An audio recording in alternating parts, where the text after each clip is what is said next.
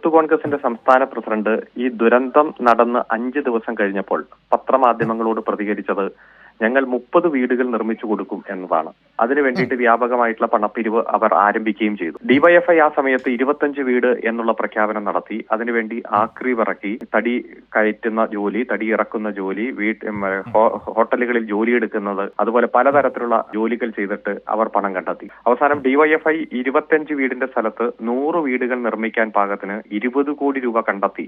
അതെല്ലാം കഠിനാധ്വാനത്തിലൂടെ, പണമായിട്ട് ഒരാളിൽ നിന്നും, വ്യക്തികളിൽ നിന്നും, സ്ഥാപനങ്ങളിൽ നിന്നും ശേഖരിക്കാതെ കൂലിപ്പണിയെടുത്തും കഠിനാധ്വാനം ചെയ്തും 20 കോടി രൂപ കണ്ടെത്തി 100 വീടുകൾ നിർമ്മിക്കാനുള്ള പണം ബഹുമാനപ്പെട്ട മുഖ്യമന്ത്രി ഏൽപ്പിച്ചു. എന്നാൽ യൂത്ത് കോൺഗ്രസ് ഇത്തരത്തിൽ പലതരത്തിലുള്ള പിരിവുകൾ, നേരിട്ട് തന്നെ പണപ്പിരിവൊക്കെ നടത്തുന്നതിന്റെ വാർത്തകൾ പുറത്തു വന്നിരുന്നു. അതിന്റെ പ്രചരണമെല്ലാം നമ്മുടെ ശ്രദ്ധയിൽപ്പെട്ടതാണ്. ഇതുവരെ ഒരു വീട് പോലും നിർമ്മിക്കാനുള്ള പണം കണ്ടെത്തുകയോ പണം ഗവൺമെന്റ് സംവിധാനത്തിന് കൈമാറുകയോ നേരിട്ട് അവർ നിർമ്മാണം ഏറ്റെടുക്കുകയോ ചെയ്തിട്ടില്ല.